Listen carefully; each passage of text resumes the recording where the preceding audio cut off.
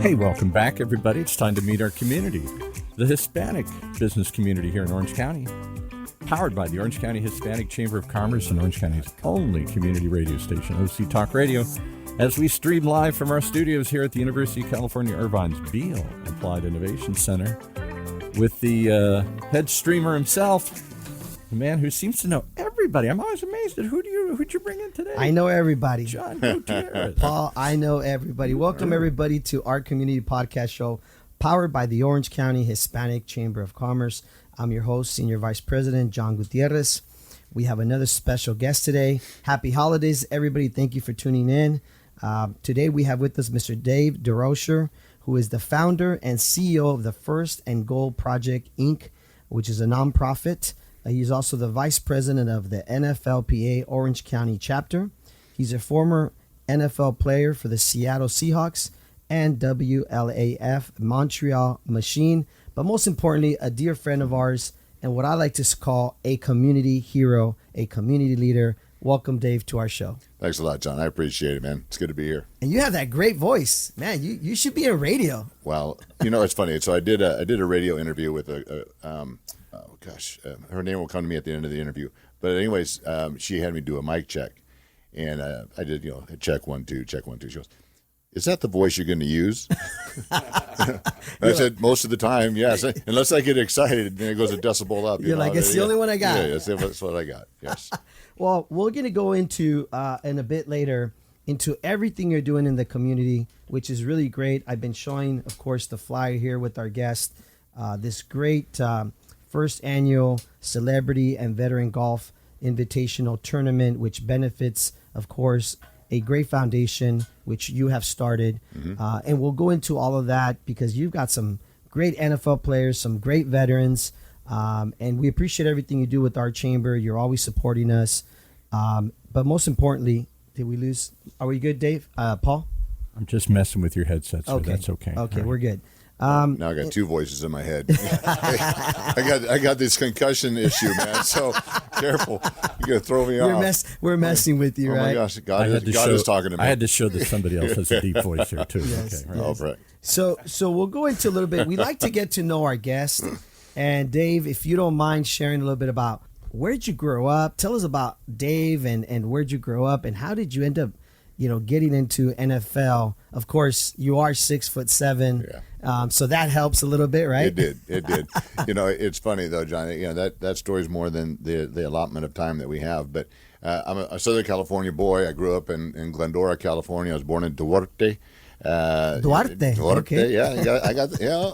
I hang out with you guys long enough. I got a little roll going. You got the Latino in you. And so I've been a Southern California boy. My folks are big. So you mentioned I'm 6'7". Can't tell by me sitting here, but I'm a little bit bigger than most. And my little brother is about 6'9". My mom is 6'2", and my dad was 6'7". So we didn't have a choice. Your brother's 6'9". Yes, yeah. Wow. And he's a head pastor of a church out in Michigan. And that's he's awesome. The all-time leading scorer for Azusa Pacific University. Really? Still, 30-some years later, still holds the scoring record for that university. What did he play? In basketball. Oh, basketball. Mm-hmm. Oh, wow. Yeah. My claim to fame is funny. We used to play quite a bit, and actually lettered in basketball myself at San Diego State. I was on a football scholarship, and so I was good enough to play 1 year, which is a testament to how bad we were. Two-way sport, huh? Yeah. But that says a lot. To be a two-way sport in college, that's big. It was a lot of fun. I used to beat up on him, and I would foul him a lot. And so he'd get irritated, and then that's how I won, And that's why he became the great basketball player he is. Yeah, he owes it all to me. I got to remind him of that. But so you grew up in Duarte? Yeah, no, I grew up in Glendora. I'm sorry, in Glendora. And it's funny. I wasn't going to play football, and I had a scholarship offer for basketball at Cal State LA. I made it to the final cut for the Olympic development team, and so I was decent in basketball, and I wasn't good in football, so I wasn't going to play. And then we had a new head football coach come on campus and walked up to me and goes, "Hey, big guy, you going to play football for me this year?" And I said, "No." He goes, "Look at you. Why not?" And I said, "Because I'm not very good, and I'm pretty good at basketball." And I told him where my scholarship offer was, and he goes, "Oh, no, come play football for me, and you'll get a better scholarship." And so, I did. I wanted to play football. Like I said, I just wasn't good. And I went out there, and after about 3 days, he pulled me aside and said, "Son, yeah, you're not very good." I'm like, "Okay, thanks." So you had never played football in your life? Well, I had, but I'd played enough to know that I wasn't good. I was tall, and I never really lifted weights, and I loved basketball. And I love football, but I didn't have the same success. So, so anyway, so he handed me a jump rope and said I need to get light on my feet, and I started doing that every day. In my backyard. I didn't want to do it in front of anybody because I was uncoordinated, and that's what girls do. Yes. But I took it home, and I've shared the story a bunch of times. Did it make me any better at football? I don't know, but when I showed him how good I got at it, he gave me so many accolades, and it showed him I was willing to do whatever it took to be on that field because he didn't need me on that team. That team, my senior year, we had 5 guys go Division I. Really? We had 2 of us made it to the NFL. So, we had a really good football team. But I earned a position on that field, and then his promise did come true. I had 5 scholarship offers for football, and 1 joint at Fullerton, and I chose San Diego State. And the Aztecs. Yep. And then I had a decent career there, and we got invited to play in the Hula Bowl and drafted by the Seattle Seahawks, and was up there 88, 89, got released, and then played 2 years in Montreal with the World League of American Football, which turned into the NFL Europe. I had a good time.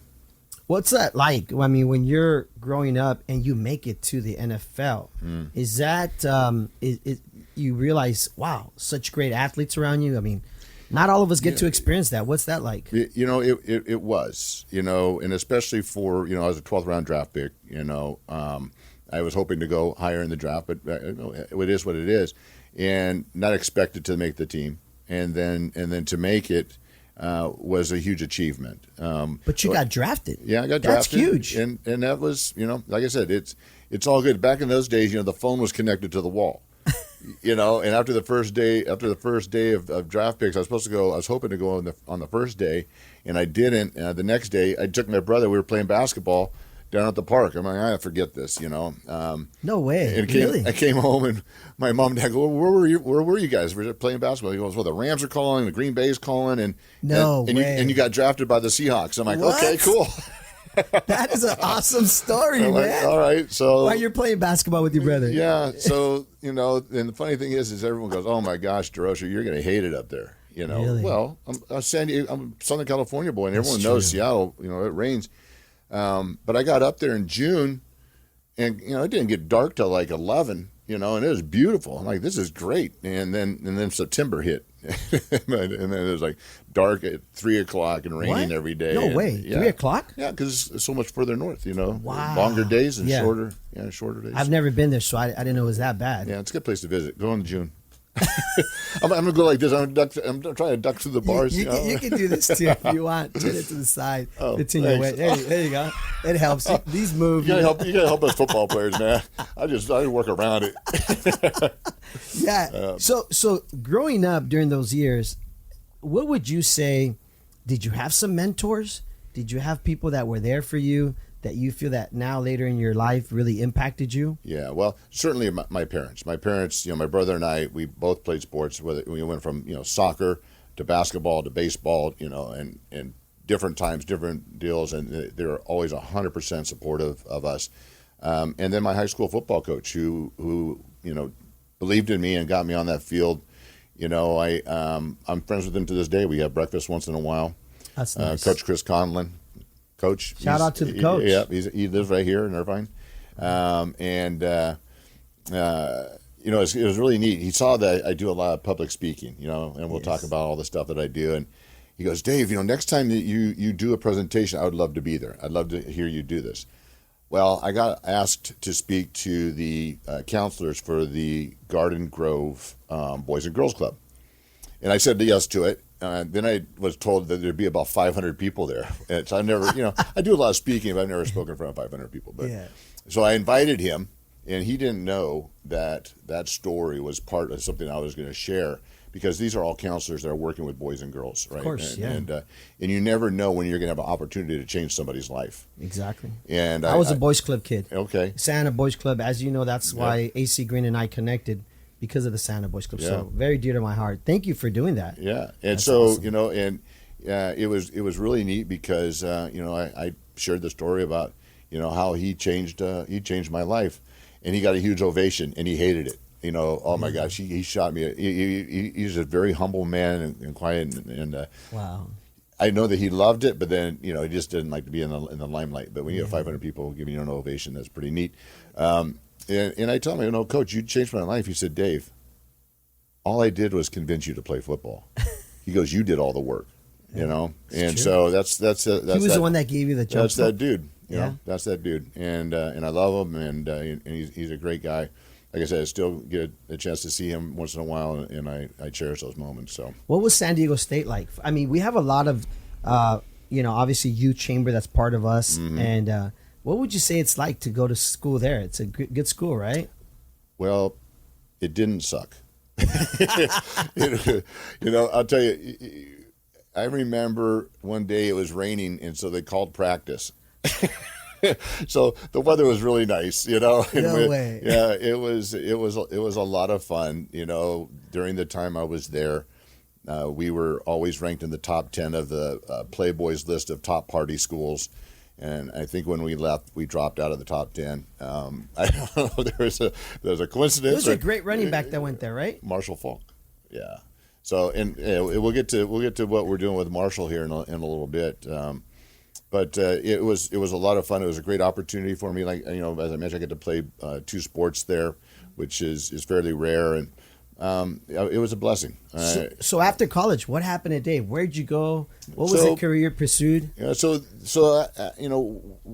I was playing in Montreal in the off season, I did some acting, and I did some movies. I was Dennis Hopper's bodyguard, and I did some commercials, and then I started running a club called the Roxbury in Hollywood. And a lot of people are familiar with the Paul, Roxbury. do you know about that club? From the movie? That is a famous Night at the Roxbury. Didn't you Night see at the Roxbury, movie? Yep. So on. the namesake is there, but any given night it was Cher, Stallone, Eddie Murphy. Really? Yeah, every night. Every night was packed. I hear a common theme between beautiful places, beautiful people, beautiful girls. There's a certain commonality running through the story here. It does seem You live to go such a that rough way. life, I know. Paul. Paul is what he's saying, right? It's horrible. So it was an experience working there. So it was a blast, and so it's funny. I met a guy who every time he came, he would give me a few $100 to get his people into the VIP room where all the stars were, but he would just sit and talk with me. And then finally he said, hey, look, I'd like you to come work for me. I'm a developer, and I need a project manager. And I said, well, I don't know construction from nothing. And he said, look, all I need is somebody I can trust and somebody that I believe can handle a budget and manage. He goes, look, I've talked to you enough times. I believe you're intelligent enough I can teach you the trade. And he said, and I believe I can trust you because every time I see you, you're wearing your wedding ring and you're in Hollywood. So, Wow. And I'm like, Interesting. okay, that was an interesting take. And so I said, well, after this season, I'll let you know in Montreal. Well, after the end of the season, the Raiders and the Redskins wanted me to come to camp. And I said, well, here's what's going on. He goes, all right, look, how much money can you make if you make the team? And so I looked, and an average offensive lineman at that time was making $250,000. Now they're making $2.5 million. Today, I'd go to camp. Back then, I said $250,000. But $250,000 is a lot of money still back then. Back in the early '90s. So, Yeah. but he said, "Look, you can make that working for me." Really? I said, "I'm done with football." Really? Yeah, and Wow. walked away. And fortunately, I did, because I was one of those crazy guys. My helmets are all scarred. I was a nut. I was running all over the place. I was 350 pounds, in great shape, and I liked hitting people. Wow. And I have buddies today that did play those 6, 7, 8 years, and you can tell. Wow. And so I was very fortunate that God intervened and said, no, go use your brain and do something else. Now, that didn't quite work out, but he also owned a financial planning firm, and he paid for me to get all my licenses. I got my general contractor's license. Land values dropped where we had a project. We were going to build a golf course community up in Quartz Hill. Robert Trent Jones Jr. Already designed the course and whatever. So he owned a financial planning firm, so he paid for me to get my Series 7 and my various licenses, and I went on to do that for 20 years. So that's what you Successfully. transitioned into. So Yeah. at least it was a great opportunity that Yeah. something else turned out of it, right? It did. You know, it's funny. My first year, I made $5,000, and my wife goes, "Are you sure you should be doing this?" And I said, "Yeah, I think I'm going to be really Because you have to build your portfolio, right? Oh, You yeah. have to build your clientele, Yeah. right? And I ended up being the number one rep in the country for one of the firms I worked for. I was always in the top 5% of all producing companies I was within. I opened my own little boutique office for a few years, and then sold it in 2010. You sold it. Yeah. Wow. Good for you. Yeah. So successful businessman, and now today, you're launching your nonprofit. Right. What made you start your nonprofit? Can we share that? Let's go into Yeah. this. So, I'll do it quickly because I know we're on a time We're constraint. good. We got about 10 minutes at least. All We're right. good. Well, boy, you get me talking. So what happened was I was working with a startup. The founder of it passed away, and so I transitioned and went into another direction in the space of career transition. And I was helping this person that promised me a lot of money and made promises to the people coming in of jobs and all these things. And as I got involved, came to find out she had neither. And so I'm trying to fix everything. And my buddy that referred me to her said, "Dave, why are you fixing their mess? Just do it yourself." And what happened, John, was we put an email blast out to former NFL players. My friend Brad Leggett owns the Pro Players Elite Network. And he has a database of 14,000 former players through his years of being on radio, and his dad is Earl Leggett. And so he's just got this great community. He put an email blast asking NFL players, "Are you having a hard time transitioning? If so, we have a solution for you." We had 90 players, former NFL guys, click on that, which I think is a pretty good response rate of former NFL guys. 16 guys enroll into an introduction to manufacturing curriculum. I told the person I was helping at the time, I go, "Look, I'll take these calls." Because she wanted to call them. I go, no. I know how to speak to these guys. I'll take 15 minutes, introduce myself, introduce the program, tell them where to sign up and when, Every single one of those calls, John, took over an hour. Wow. Guys sharing with me, I'm lost. I don't know what to do. There's no help. The NFL isn't providing things, for us. There's half measured things, but there's just not anything that's, solid. These are guys willing to take an introduction to manufacturing course, trying to find something. One guy saying, "I took a job at Amazon fulfillment," which isn't a horrible thing, but for an NFL guy, it's you're taking some steps backwards. And then one of the guys said, "This is the best conversation I've had in over a year." Wow. And I'm thinking, holy smokes, if this is NFL guys that have some wherewithal or have some connections are struggling. What can we do, with There's veterans? a need, right? There's a need. Yeah, for so many other demographics. And so I launched the First and Goal project. I went off on my own. The First and Goal project, the basis of it is this, is that for those of you that are sports people, in football, when a team gets to be first and goal, they have a 98% chance of success, which is a very high success rate. However, when they start on their own 10-yard line with the ball, their chance of success is less than 10%. So how does a team get to be first and goal? It takes hard work, practice, coaching, being coachable, a solid game plan, and then execution of that game plan, right? And that's how you get down the field. Well, the First and Goal project is going to provide those things to individuals to place them in the best chance of success through the form of certification, training, mentoring, the coaching aspect, and help people better their social economic situation or help them transition. And so we're working with veterans. We're helping former athletes, of course, people coming out of incarceration, coming out of treatment or rehab, domestic violence or traffic, whatever that is, and whatever those people are, they're trying to improve themselves, but maybe have some barriers. We're going to try and knock down those barriers and provide them, first of all, this curriculum, the introduction to manufacturing. It did carry over because manufacturing is high demand, higher starting wages, doesn't require a degree. And all you need to do is get access, right? Is to find out where those jobs are. And so we're going to put people through a curriculum, get them certified in safety and so forth. And then when they complete, if they want to get a job in manufacturing, We are going to pay for them to get their OSHA 10 card, which is Nice. about $299. Nice. But those two things sitting on a resume now puts you on the top of the stack of anybody else that's going to be looking at or considering people hiring for their manufacturing plant. It's like you're teaching them how to fish, right? That's it. Not giving them the fish. Nope. You're giving them the tools, Yep. preparing them. And we've already partnered ourselves with 4 staffing companies. I'm going to launch my own staffing company once we get rolling. But right now we're partnered with 4 staffing companies. So people, when they complete it, we do have help to get them placed in a job. The neat thing about this, because we brought up the name Marshall or Faulk earlier, is I told him what we were doing in manufacturing. He goes, well, what about, because he owns a financial services company. I said, what? He goes, you did financial services for 20 years. I said, yeah. He goes, what about financial services? So the next on our agenda is a financial services and financial literacy course that upon completion, if they want to get into financial services, Marshall will pay for them to get their life and health license to get them started.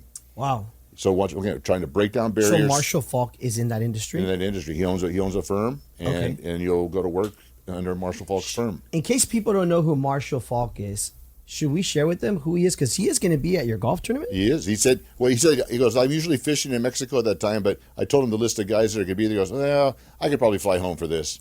Nice. Yeah. Why don't we share some of the people that are going to be there? Well, plus, all my celebrities are getting a pair of Air Jordan golf shoes. So he goes, yeah, I got to get me some AJs. They want the perks.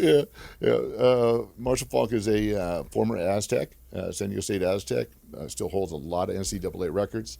Went on to play with the Rams? No, went on to play for the Colts. Was drafted first round by the Colts. That's was right. Rookie of the Year. Yes. And then went on to the Rams and ended up being he's a Hall of Famer. Won the MVP, Super Bowl with the Rams, though, right? Won at least one, if not 2. I don't, Yes. With Kurt Warner, right? Yep, Kurt. Yep. Yeah. I remember that Super Bowl. That was a great Super Bowl. Yeah, they were a part of a few of them. And then you also have Mr. Anthony Munoz, right? Anthony Munoz. So, Yeah. I was sitting with a friend of mine, Pat Atro, and we were having coffee, and he goes, you keep doing all these golf tournaments. I've done yours. Yeah. So, and one other thing I just want to touch on real quick before we get going down this, because this is probably what we're going to wrap up with, is, I love being a part of the Orange County Hispanic Chamber. I've mentored the Orange County Hispanic Youth Chamber, and, I've mentored with the Hispanic 100. Yes. And I think that it's real important, because obviously I'm white, that, We never noticed that. I know that. We don't look at the color of your because skin, of the way brother. I roll my R's, bro, We know you like tacos and enchiladas. come on, I like everything. The point of it was making it say, I love it. I love being involved, and I have a lot of friends going, how do you get involved with all these things? Yeah. And I say, all you got to do is look. All you got to do is talk to people. Yeah. Just like all this stuff we're doing with veterans.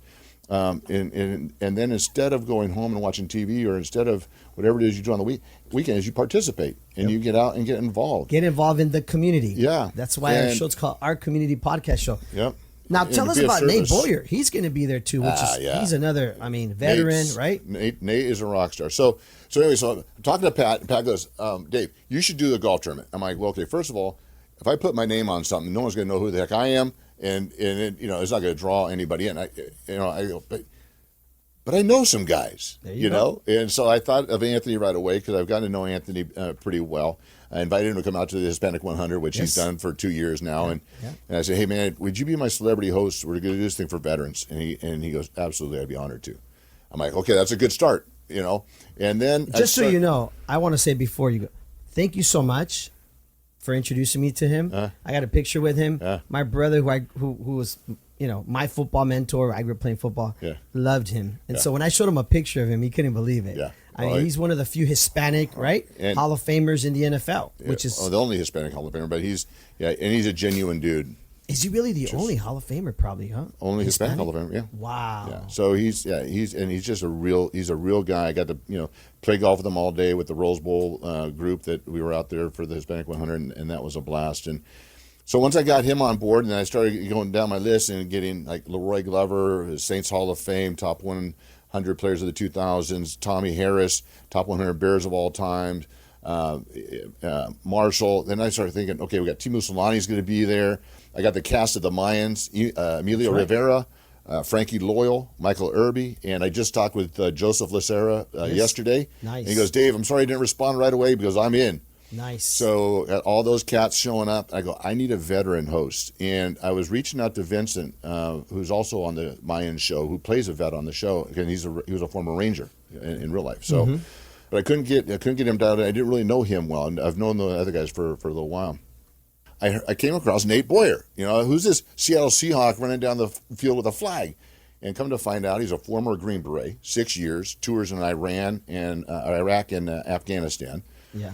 Then walked on, never played football, walked on to University of Texas. So for those of you that follow football, you walk on to Southwest Eastern Kentucky State, but you don't walk on to UT. That's hard. And he Very makes the team as a walk-on, and then gets scholarship the following year, and then became a free agent for the Seattle Seahawks. I'm like, man, that's a cat. Yeah. If I can reach out to him. So I got his email from a couple of people that I know that have his email. I dropped it this really nice email of introducing myself and what we're doing and the whole bit. And as I sent it, I'm sitting on another veterans call with San Diego College. And on that call is Thomas West, who owns a coffee company. And Thomas is going to be at the tournament with his coffee, right? And he's a rock star dude. And he goes, oh, Nate Boyer. He goes, want me to text him?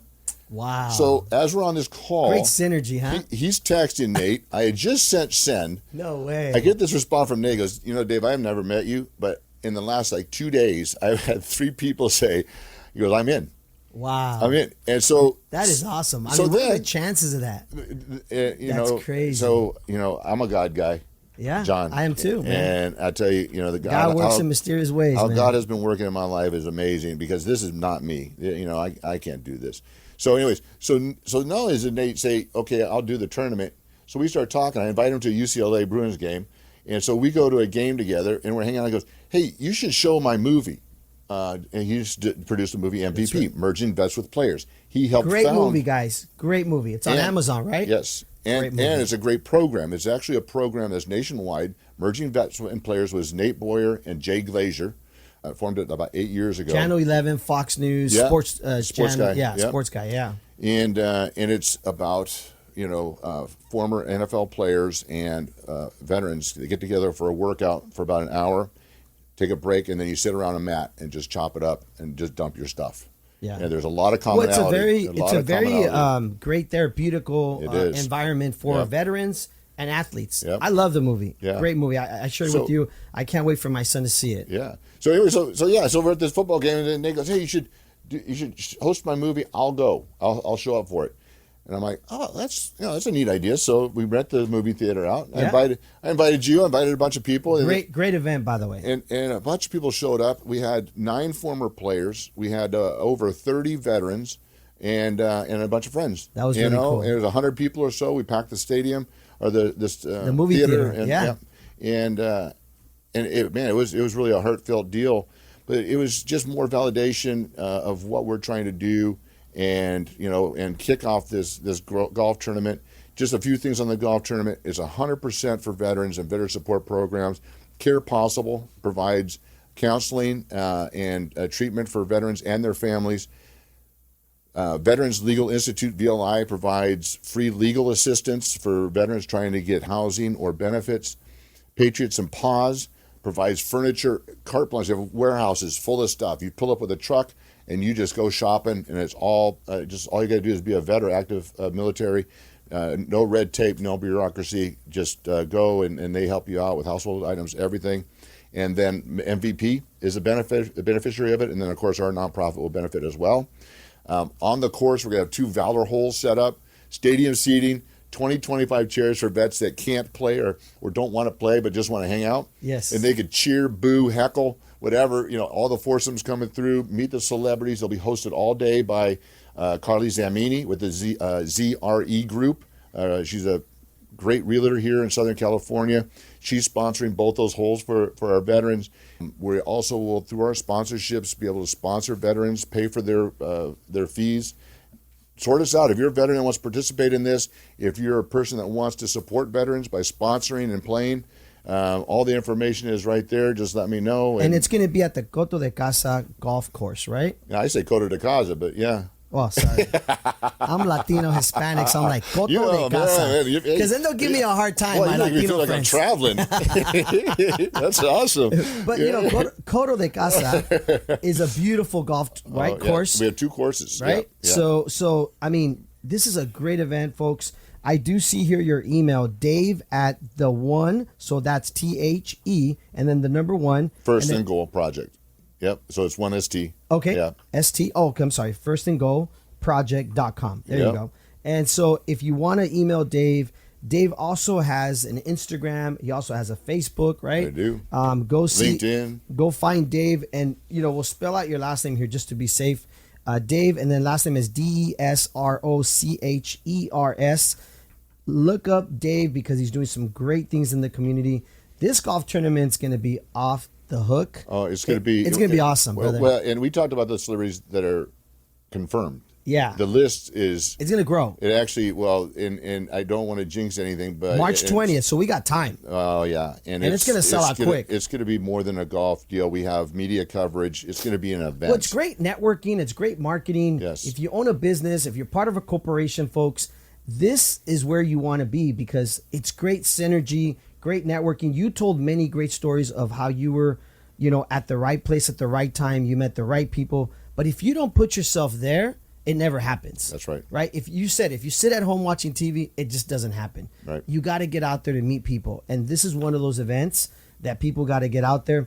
Paul's giving me the stinky eye. We got to go because we only got 30 minutes. Dave, thank you so much for being here, brother. I really appreciate it. Yep. Nothing but love. Yep.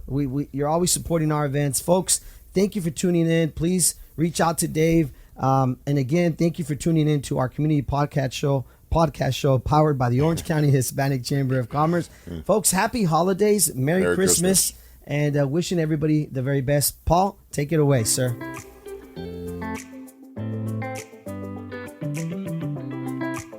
Well, there you have it. The place you got to be. Mark your calendar. And check us out every week here on Meet Our Community, the Hispanic business community here in Orange County. Powered by the Orange County Hispanic Chamber of Commerce and Orange County's only community radio station. Streaming live from our studios here at the University of California Irvine's Beale Applied Innovation Center.